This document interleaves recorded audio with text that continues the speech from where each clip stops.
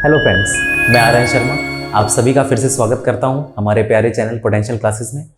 आज हम class 10th का एसिड और बेसिस चैप्टर कंप्लीट करने वाले हैं। हमने लास्ट 2 वीडियोस में चैप्टर के बाकी सारे कॉन्सेप्ट्स क्लियर कर लिए थे। अब हम जल्दी से इसका जो लास्ट टॉपिक है सॉल्ट्स, उसको और अच्छे से समझ लेते हैं और इस चैप्टर को कंप्लीट कर देते हैं। तो हम पढ़ने वाले हैं टॉपिक सॉल्ट्स। क्या पढ़ने वाले हैं? सॉल्ट्स। फ्रेंड्स, सॉल्ट्स क्या होते हैं? सॉल्ट्स होते हैं when acid reacts with a base,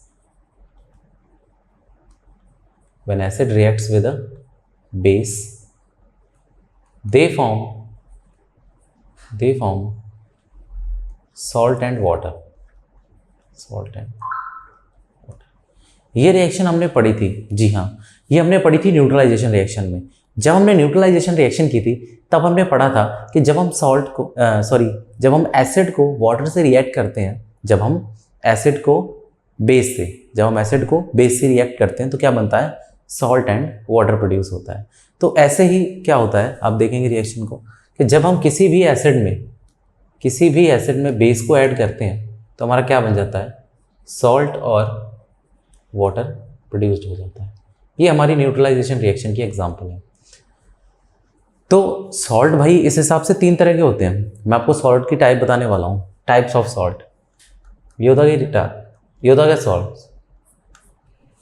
ये तो हो गए सॉल्ट्स। अब है सॉल्ट्स की टाइप जो है सॉल्ट्स की, वो 3 तरीके के सॉल्ट्स होते हैं। एसिडिक सॉल्ट्स,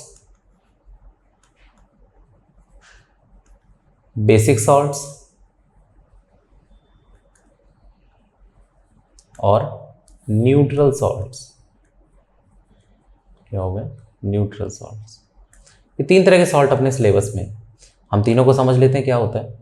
देखिए, अभी हमने पढ़ा कि सॉल्ट क्या होता है जब एसिड और बेस रिएक्ट करे। अब ये डिपेंड करता है एसिड और बेस की स्ट्रेंथ पे। समझ रहे हैं आप? ये डिपेंड करता है एसिड और बेस की स्ट्रेंथ पर कि अगर एसिड अगर स्ट्रांग हो और बेस अगर वीक हो, ठीक है, तो जो सॉल्ट बनता है इनका आपस में, वो क्या बनता है? वो एसिडिक सॉल्ट बनता है। बहुत इजी है। मैंने क्या बोला? जब एक स्ट्रांग एसिड एक वीक बेस से रिएक्ट करे तो जो ज्यादा पावरफुल है, अब एसिड स्ट्रांग है तो सॉल्ट किसको ज्यादा फेवर करेगा? एसिडिक पार्ट को। तो जब एक स्ट्रांग एसिड एक वीक बेस से रिएक्ट करता है तो क्या बनता है? एसिडिक सॉल्ट बनता है। उसी टाइप से अगर एक स्ट्रांग बेस, अगर एक जो स्ट्रांग हो, क्या हो? स्ट्रांग हो बेस और वीक हो एसिड, तो हमारा बनता है बेसिक सॉल्ट। क्या बनता है? बेसिक सॉल्ट बनता है। और अगर हमारे दोनों स्ट्रांग हो, एसिड भी स्ट्रांग हो और बेस भी स्ट्रांग हो, तो जब दोनों स्ट्रांग होते हैं तो बनते हैं न्यूट्रल सॉल्ट। क्या बनते हैं? न्यूट्रल सॉल्ट बनते हैं। तो एक एक एग्जांपल हम इसकी पढ़ लेते हैं, हमें समझ में आ जाएगी क्या है दिक्कत। देखिए, जैसे कि मैं एसिडिक सॉल्ट की बात करूं। अब मैंने कहा एसिड स्ट्रांग, मैंने HCl उठा लिया। HCl मेरा स्ट्रांग एसिड है। मैंने इसमें एक वीक बेस ऐड करा, वीक बेस सपोर्ट मैंने इसमें ऐड करा NH4OH। ये एक वीक बेस है। अब जब रिएक्शन होगी तो क्या बनेगा? देखिए आप, क्या बनेगा? यहां से Cl और यहां से NH4, क्या बन जाएगा? Salt NH4Cl। अब जो ये सॉल्ट बना है, ये किस तरह का सॉल्ट है? ये एसिडिक सॉल्ट है। कौन सा? ये किस तरह का सॉल्ट है? जी हाँ, ये क्या सॉल्ट है? ये एसिडिक सॉल्ट है। ये आपको याद रखना है। देखिए, यहां पर एक एसिड स्ट्रांग है, वीक बेस है, सॉल्ट कौन सा बन गया? एसिडिक सॉल्ट बन गया। यहां पर देखिए, यहां पर आपको एक वीक एसिड उठाना। मैंने वीक एसिड उठाया, कौन सा? CH3COOH। और इसमें मैंने एक स्ट्रांग बेस यानी कि एल्कली, याद है ना आपको एल्कली, तो मैंने इसमें स्ट्रांग बेस NaOH ऐड किया। तो क्या बनेगा? यहां से इसका नेगेटिव पार्ट उठा लीजिए, जो यहां से होगा, यहां से ये बाहर आ जाएगा, CH3COO नेगेटिव, H पॉजिटिव है ना, और यहां से Na पॉजिटिव। देखिए, ये नेगेटिव, तो Na किसके साथ जुड़ जाएगा? CH3COONA। ये एक सॉल्ट बन गया, इसका नाम है सोडियम एसीटेट। क्या नाम है? Sodium acetate. ये अपना क्या बन गया, ये हमारा बेसिक सॉल्ट बन गया। क्या बन गया, बेसिक सॉल्ट बन गया।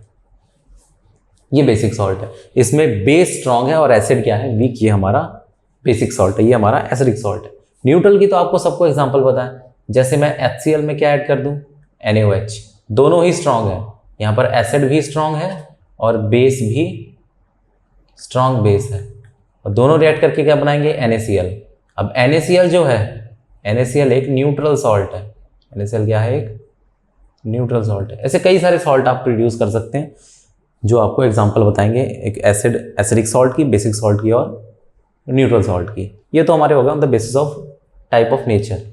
अब जो हमारे सिलेबस में है, हमारी NCERT बोलती है हमें 5 सॉल्ट्स पढ़ने, there are 5 type of salts जो हमें इसमें पढ़ने। नंबर 1 से शुरू करते हैं। नंबर 1 पर है NaOH, यानी कि sodium hydroxide. Sodium hydroxide, sodium hydroxide को हम, जो कॉमन नेम है, इसका जो कॉमन नेम है, इसे हम कॉस्टिक सोडा बोलते हैं। इसे हम कॉस्टिक सोडा बोलते हैं। जी हाँ, इसका कॉमन नेम क्या है, कॉस्टिक सोडा। हमें इसे प्रिपेयर करना है। अब इसकी प्रिपरेशन में हमें कुछ रॉ मटेरियल चाहिए। हमें क्या चाहिए, रॉ मटेरियल्स। हमें चाहिए रॉ मटेरियल्स। अब इसको बनाने के लिए हमें 2 चीज़ों की ज़रूरत पड़ेगी। We need 2 things, we need 2 raw materials to produce NaOH। These are NaCl, sodium chloride and water. 2 चीज़ें चाहिए हमें। अब होगा क्या, देखिए प्लांट कैसे बना होता है। ये आपका प्लांट है, ये बनाने के लिए इसमें एक आउटलेट होती है। यहाँ से देखिए, यहाँ से एक आउटलेट होती है, यहाँ से एक इनलेट होती है। ठीक है, यहाँ से एक इनलेट पाइप होता है और यहाँ से एक आउटलेट होता है। ये हमारा आउटलेट है और ये हमारा इनलेट है। होता क्या है, हम यहाँ से इस बीकर में यहाँ पर सेपरेशन होती है, यहाँ पर सेपरेशन होती है। ठीक, हम यहाँ से क्या करते हैं, सेपरेशन तो देखिए ये इनलेट है, ये इनलेट है और वो आउटलेट है। इनलेट से हम इसमें एंटर कराते हैं ब्राइन सॉल्यूशन। क्या एंटर कराते हैं, ब्राइन सॉल्यूशन। आप पूछेंगे ब्राइन क्या होता है भाई, ब्राइन क्या होता है।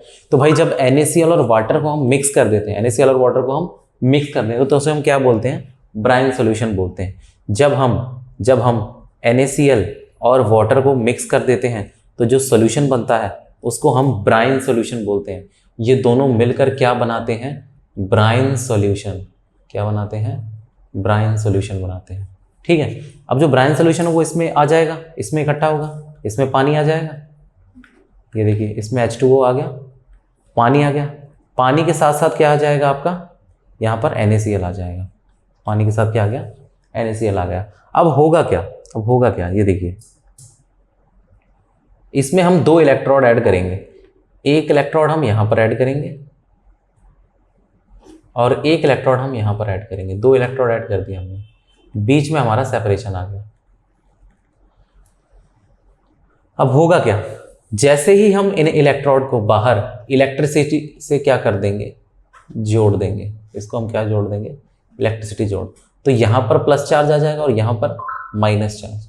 जो प्लस चार्ज वाला है उस इलेक्ट्रोड को हम क्या बोलते हैं, एनोड बोलते हैं। क्या बोलते हैं, एनोड बोलते हैं। और इसे हम कैथोड बोलते हैं। दोनों रॉड के नाम आ गए, एनोड और कैथोड। ये हमारा कैथोड है, ये हमारा एनोड है। अब होगा क्या, देखिए जैसे ही इलेक्ट्रिसिटी पास होगी, हम इलेक्ट्रिसिटी को ऑन करेंगे तो होगा क्या, NaCl जो ब्रेक होकर क्या बन जाएगा, Na पॉजिटिव और Cl नेगेटिव, और H2O भी ब्रेक होकर क्या बन जाएगा, H पॉजिटिव और OH नेगेटिव। ये आपको याद रखना। अब क्या होगा, अब जैसे ही हमारा जो एनोडिक रिएक्शन होगी एट एनोड, एनोड पर क्या होगा, एनोड जो कि खुद किस तरह का चार्ज है, प्लस, तो वो क्या करेगा, नेगेटिव को अट्रैक्ट करेगा। भाई एनोड पे पॉजिटिव चार्ज है तो वो किसको अट्रैक्ट करेगा, नेगेटिव को। वो किसको अट्रैक्ट करेगा, नेगेटिव को। और जो इन दोनों में से है, ध्यान से समझिएगा, एनोड जो है वो नेगेटिव चार्ज को अट्रैक्ट करेगा। क्लोरीन और OH में से जो क्लोरीन है, क्लोरीन और हाइड्रोक्सिल में से जो क्लोरीन है वो एनोड पे चले जाएगी। ये कहाँ चली जाएगी, एनोड पे चली जाएगी। और Cl नेगेटिव अपने जैसे Cl नेगेटिव के साथ जुड़कर Cl नेगेटिव अपने जैसे Cl नेगेटिव के साथ जुड़कर क्लोरीन गैस बन जाएगी और सॉल्यूशन में से क्या हो जाएगी, वेपराइज, ये उड़कर बाहर निकलेगी। तो यहाँ से एक आउटलेट बनाया जाएगा, यहाँ से हम इस क्लोरीन गैस को बाहर निकाल लेंगे। क्लोरीन गैस को हम यहाँ से सॉल्यूशन में से बाहर निकाल लेंगे एनोड पे से। कहाँ से? एनोड से क्लोरीन गैस क्या हो जाएगी, बाहर हो जाएगी। एनोड से क्लोरीन गैस बाहर हो जाएगी। सिमिलरली कैथोड पे, सिमिलरली एट कैथोड पे क्या होगा, कैथोड पे क्या होगा, कैथोड पे ध्यान से सुनिए। अब इन दोनों में से कैथोड पे चार्ज कौन सा है, कैथोड पे चार्ज है नेगेटिव, कैथोड पे चार्ज है नेगेटिव, तो ये पॉजिटिव को अट्रैक्ट करेगा। अब हमारे पास पॉजिटिव दो चीजें, तो इनमें से क्या होगा, हाइड्रोजन जाएगा। इनमें से क्या जाएगा, हाइड्रोजन।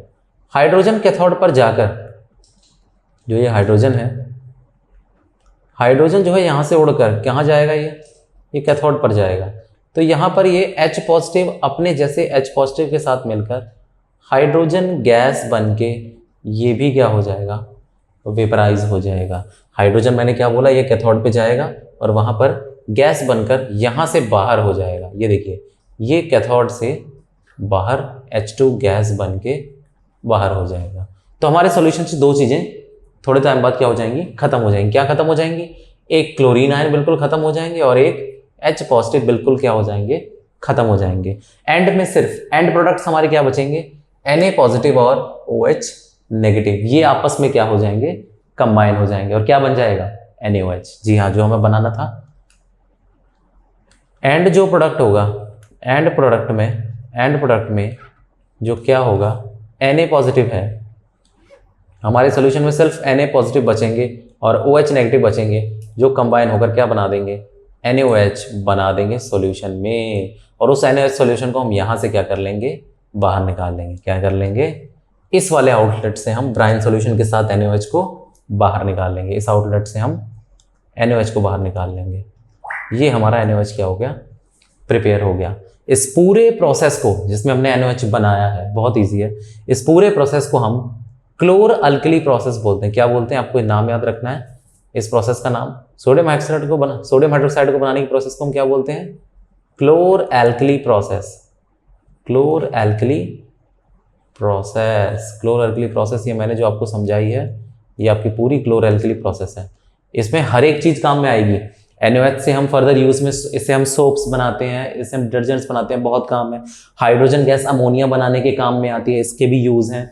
क्लोरीन से हम बहुत सारे यूज करते हैं, जैसे हम ब्लीचिंग पाउडर बनाएंगे आगे चल के।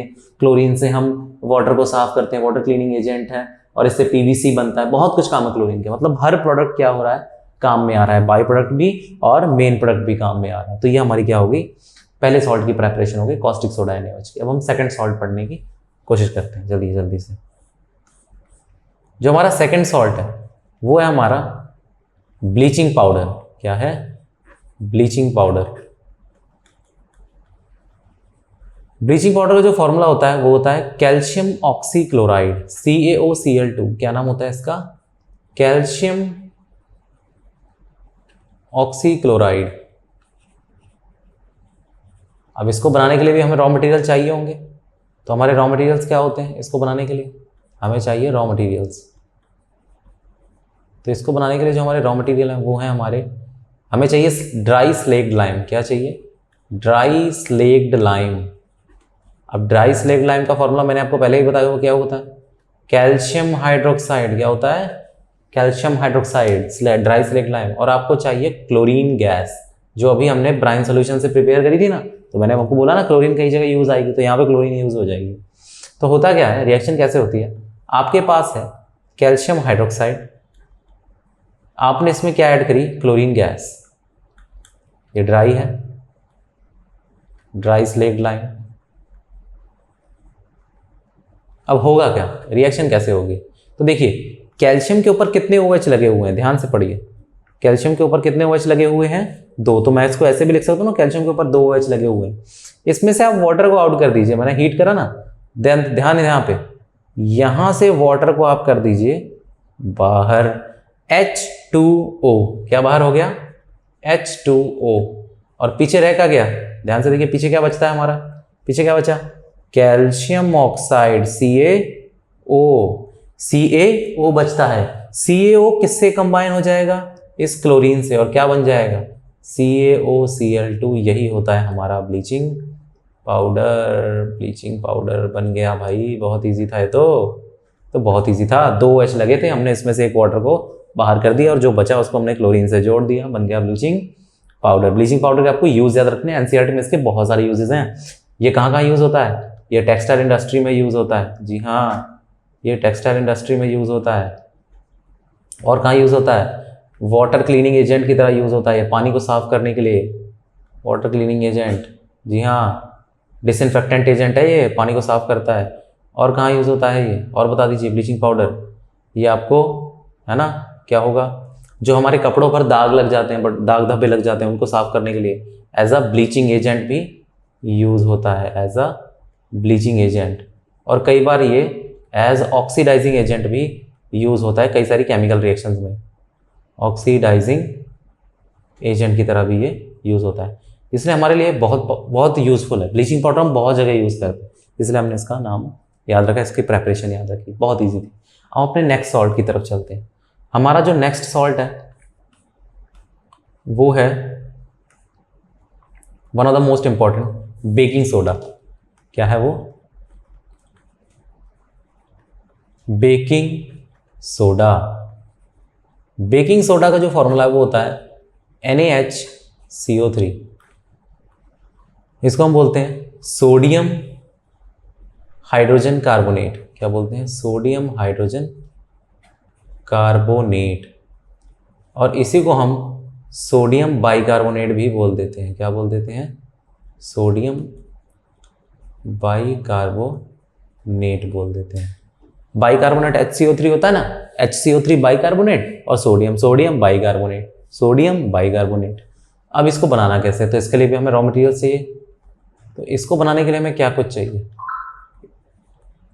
इसको बनाने के लिए हमें क्या कुछ चाहिए, इसको बनाने के लिए हमें 4 चीज़ें चाहिए। कौन कौन सी, हमें चाहिए NaCl, हमें चाहिए वाटर, हमें चाहिए CO2 और हमें चाहिए अमोनिया। ये 4 चीज़ें हमें चाहिए, सोडियम क्लोराइड, वाटर, CO2 और अमोनिया। हमें 4 चीज़ों की ज़रूरत है इसको बनाने के लिए। हम कैसे बनाएंगे, तो चलिए इसकी प्रोसेस देखते हैं। प्रोसेस में क्या होगा, आपने NaCl में ऐड किया अमोनिया, और साथ में ऐड किया वाटर, और साथ में ऐड किया CO2, और इसको आप ऐड करने हीट करने लगे। सबसे पहले वाटर और CO2 बनेगा। वाटर और CO2 मिलके बन जाएगा H2CO3। देखिए ये ऑक्सीजन यहाँ चली गई, ध्यान से देखिएगा रिएक्शन, ये ऑक्सीजन यहाँ चली गई, तो यहाँ पर ऑक्सीजन कितनी हो गई, 3। ऑक्सीजन कितनी हो गई, 3। H2CO3 ऑक्सीजन 3 हो गई, ये बन गया। अब पीछे क्या बचता है आपके पास, आपके पास बचता है NaCl और बचता है आपके पास अमोनिया। देखिए यही बचा, H2 और CO2 मिलके तो क्या बन गए, H2CO3। H2O CO2 मिलके क्या बन गया, H2CO3 कार्बोनिक एसिड। अब बचा ये हमारे पास। तो अब देखिए आगे क्या होगा। देखिए जो ये H2CO3 है ये ब्रेक हो जाएगा, ये ब्रेक हो जाएगा। किस में ब्रेक हो जाएगा, ध्यान से देखिए, ये किस में ब्रेक हो जाएगा, H अलग होगा और HCO3 नेगेटिव अलग हो जाएगा। देखिए ये 2 H थे ना, एक H पॉजिटिव हो गया और एक H इसके साथ जुड़ के वो नेगेटिव कंपाउंड बन गया, बाइकार्बोनेट आयन बन गया। समझ पा रहे हैं आप, H2CO3 था, इसमें 2 हाइड्रोजन थे, एक हाइड्रोजन अलग हो गया, एक हाइड्रोजन इसके साथ अलग आ गया। समझ पा रहे हैं। अब अमोनिया बेस है, वो इस H पॉजिटिव को अपने पास खींच लेगा, इस H पॉजिटिव को अपने पास खींच लेगा। तो ये अमोनिया क्या बन जाएगा, ये बन जाएगा, देखो इसके पास 3 थे ना, एक और आ गया, क्या बन जाएगा, NH4 पॉजिटिव बन जाएगा ना। ये हाइड्रोजन इसके पास गया तो ये बन गया NH4 पॉजिटिव, और ये NaCl ब्रेक हो जाएगा, ये बन जाएगा Na पॉजिटिव और Cl नेगेटिव। ये देखिए बन गया कि नहीं, ये NaCl ब्रेक होकर Na पॉजिटिव Cl नेगेटिव, और अमोनिया ने H पॉजिटिव गेन किया तो उस पर आ गया चार्ज पॉजिटिव। अब होगा क्या, पॉजिटिव नेगेटिव से, नेगेटिव पॉजिटिव से जोड़ देंगे, आंसर हमारा आ जाएगा। तो देखिए NH4 पॉजिटिव किससे जुड़ेगा, Cl नेगेटिव से, तो क्या बन जाएगा हमारा, बनेगा NH4Cl प्लस, जो ये हमारा सोडियम है ये इस HCO3 से जुड़ जाएगा, ये सोडियम HCO3 से जुड़ जाएगा, क्या बन जाएगा, NaHCO3, यही हमारा है बेकिंग सोडा। बहुत इजी रिएक्शन हो गई भाई, बहुत इजी हो गई। सबसे पहले वाटर और CO2 मिलकर H2CO3 बने, फिर उसमें से एक H अलग हो गया, HCO3 अलग हो गया, ये H पॉजिटिव अमोनिया ने लेके NH4 बना लिया, और जो NaCl ब्रेक हुआ था उसका नेगेटिव अमोनिया से जुड़ गया, NH4Cl बन गया, और ये सोडियम इस HCO3 के साथ जुड़कर बेकिंग सोडा बन गया। बहुत इजी रिएक्शन। अब बेकिंग सोडा में आपको क्या याद रखना है, एक तो आपको ये याद रखना है कि इसके यूजेस बहुत सारे हैं, ठीक है। इसके यूजेस आपको NCERT में काफ़ी सारे, ढेर सारे यूज़ मिलेंगे। ये आपको कहाँ कहाँ यूज़ होता है, ये यूज़ होता है एज फायर एक्सटिंग्विशर में, आग बुझाने के काम आता है, क्योंकि ये जब ये एक्ट करेगा तो CO2 निकलेगी, फायर एक्सटिंग्विशर में काम आता है। ये आपका एज बेकिंग इंडस्ट्री में यूज़ होता है, किसमें, बेकिंग इंडस्ट्री में, क्योंकि इसमें से CO2 इवॉल्व होती है। CO2 इवॉल्व होती है तो ब्रेड में फुलावट आती है, ब्रेड फूल जाता है, फ्लफी हो जाता है। तो ये बेकिंग इंडस्ट्री में एज CO2 जैसे ही निकलती है ना, तो CO2 क्या करती है, ब्रेड को फ्लफी बना देती है, ब्रेड को फ्लफी बना देती है, बेकिंग इंडस्ट्री में काम आता है। ये घर में यूज़ होता है एज एंटासिड। अगर किसी को एसिडिटी हो जाए भाई, अगर पेट में एसिडिटी हो गई है तो हम मीठा सोडा क्या बोलते हैं, मीठा सोडा बोलते हैं ना, मीठा सोडा, वो ये बेकिंग सोडा ही होता है। बेकिंग सोडा पानी में मिला के अगर आप थोड़ा सा पियेंगे 1 चम्मच, तो आपकी एसिडिटी क्या हो जाएगी, कम हो जाएगी। एज एंटासिड भी काम करता है, क्योंकि बेस है, NaHCO3 is a weak base, तो ये एसिडिटी भी कम कर देता है। इसके ये सारे बहुत सारे यूज हैं। और एक और चीज़, अगर आपको बेकिंग सोडा से बेकिंग पाउडर बनाना हो, ये आप याद रखेंगे, अगर आपको बेकिंग सोडा से बेकिंग पाउडर बनाना हो तो आप इसमें क्या ऐड करेंगे। तो याद रखिए, जब भी आपको बेकिंग सोडा से बेकिंग पाउडर बनाना है तो आपको इसमें ऐड करना है टार्टरिक एसिड। क्या ऐड करना है, टार्टरिक एसिड। ये बहुत इंपॉर्टेंट रिएक्शन है NCERT की, कि जब भी बेकिंग सोडा से बेकिंग पाउडर बनाना है तो आप इसमें ऐड क्या कर दीजिए, टार्टरिक एसिड का मिक्सचर डाल दीजिए, आपका बेकिंग सोडा से बेकिंग पाउडर तैयार हो जाएगा। ये हमारा तीसरा सॉल्ट हो गया। अब हम बढ़ते हैं अगले सॉल्ट की तरफ, बहुत ईजी। जो हमारा अगला सॉल्ट है वो है हमारा वॉशिंग सोडा। क्या है, वॉशिंग सोडा। वॉशिंग सोडा का जो फॉर्मूला है वो होता है Na2CO3.10H2O। अब ये डॉट क्या शो कर रहा है, ये डॉट यहाँ पर क्या शो कर रहा है, डॉट शो कर रहा है ये सॉल्ट कैसा है, ये एनहाइड्रस सॉल्ट है। कौन सा सॉल्ट है ये सॉल्ट है एनहाइड्रस। इसमें है वाटर ऑफ क्रिस्टलाइजेशन। इसमें क्या है, वाटर ऑफ क्रिस्टलाइजेशन, मतलब पानी किसकी फॉर्म में है, पानी इसमें क्रिस्टल की फॉर्म में है। ये जो वाटर आपको दिख रहा है ये लिक्विड फॉर्म में नहीं है, ये क्रिस्टल की फॉर्म में इसमें मौजूद है वॉशिंग सोडा में। और ये बनाया कैसे जाएगा, तो इसका भी हमें रॉ मटेरियल चाहिए, इसका भी हमें क्या चाहिए, रॉ मटेरियल चाहिए।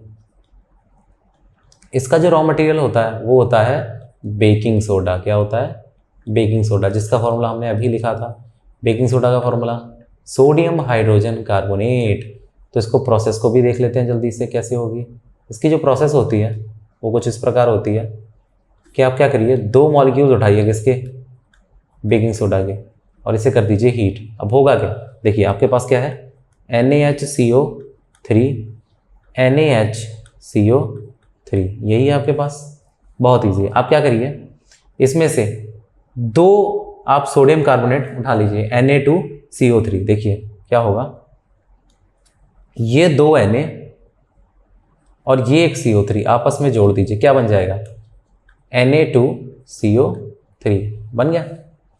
साथ में क्या बाहर कर दीजिए, साथ में क्या बाहर, इसमें से एक CO3 है ना, तो इसको मैं CO2 और ऑक्सीजन लिख सकता हूँ। मैं CO3 को CO2 और ऑक्सीजन लिख सकता हूँ, देखो 3 ही हो जाएंगे वापस। इस CO2 को आप बाहर कर दीजिए, और ये जो ऑक्सीजन थी इसको आप इन दोनों हाइड्रोजन के साथ जोड़ दीजिए। मैं क्या बोल रहा हूँ, इस वाली ऑक्सीजन को आप इन 2 हाइड्रोजन के साथ जोड़ दीजिए, तो क्या बन जाएगा, वाटर बन जाएगा। ये हमारा क्या बन गया, सोडियम कार्बोनेट। देखा आपने रिएक्शन कितनी इजी हो गई, दोनों सोडियम एक CO3 के साथ Na2CO3 बना के बाहर हो गए। एक CO3 में से CO2 बाहर हो गई और ऑक्सीजन इन दोनों हाइड्रोजन के साथ मिलकर वाटर बन गया। बहुत इजी रिएक्शन थी। अब इसमें हम ऐड करेंगे 10 molecules of water. 10 molecules of water हम इसमें प्लस कर देंगे, तो बन जाएगा सोडियम कार्बोनेट डॉट 10H2O। ये हमारा क्या बन गया, वॉशिंग सोडा बन गया। क्या बन गया हमारा, वॉशिंग सोडा। क्या बन गया, वॉशिंग सोडा बन गया। इसमें वाटर ऑफ क्रिस्टलाइजेशन मौजूद है। ऐसे हमारे बहुत सारे सिलेबस में सॉल्ट हैं जिनमें ये आपका वॉशिंग सोडा जैसे क्रिस्टलाइजेशन फॉर्म में सॉल्ट होंगे। जैसे कि एक और सॉल्ट है अपने सिलेबस में, वो आपको ऐसे ही याद रखना है। एक होगा कॉपर सल्फेट डॉट 5H2O, आपको ये भी याद रखना है। ये इसको हम ब्लू विट्रियोल बोलते हैं। क्या बोलते हैं? Blue vitriol.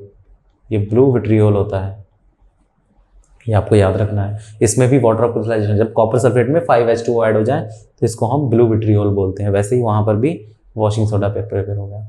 वॉशिंग सोडा के भी आपको यूज़ याद रखने हैं। ये आपके कहाँ कहाँ यूज़ होता है वॉशिंग सोडा? अपने घरों में हम कपड़े साफ़ करने के लिए वॉशिंग सोडा यूज़ करते हैं। हम वाटर की हार्डनेस को रिमूव करने के लिए इसको यूज़ करते हैं। हम इसको और भी क्लीनिंग इंडस्ट्री में भी यूज़ करते हैं। तो वॉशिंग सोडा भी कई जगह पर यूज़ होता है। अब हम चलते हैं अगले सॉल्ट की तरफ।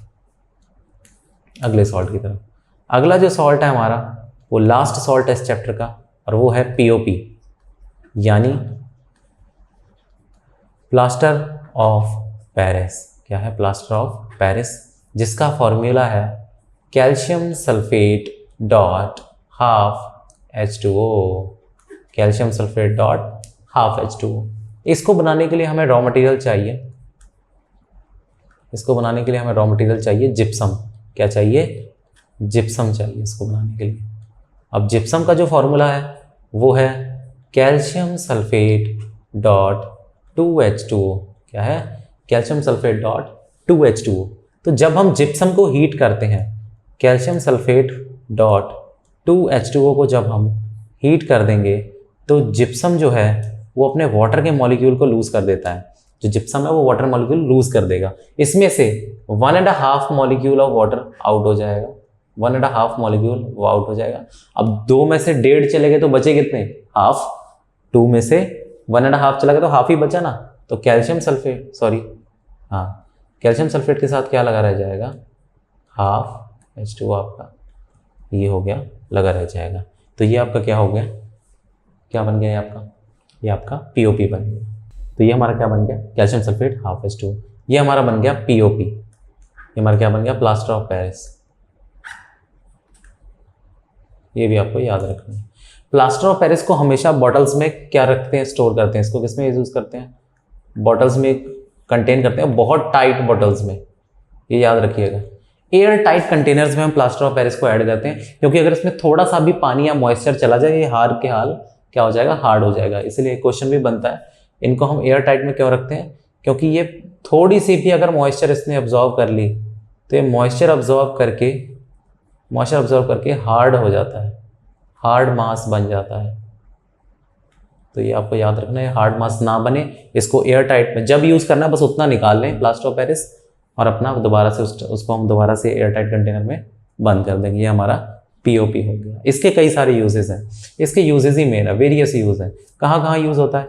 इससे टॉयज़ बनते हैं, स्टैचूज़ बनते हैं। इससे क्या बनते हैं? टॉयज़, स्टैचूज़ बनते हैं। इससे मेडिसिनल यूज़ में मेडिसिनल प्लास्टर बनते हैं। याद है ना, जब किसी की बोन की सर्जरी होती है, बोन हड्डी टूट जाती है तो प्लास्टर लगता है कि नहीं? प्लास्टर किसका बना होता है? POP का बना होता है। लोग इसे और भी यूज़ करते हैं। यहाँ पर डोमेस्टिक घरों में, डोमेस्टिक हाउस की जो डेकोरेशन होती है, एज अ डेकोरेटिव मटेरियल इसको यूज़ करते हैं। इससे अलग अलग डिज़ाइन घर में बनाए जाते हैं।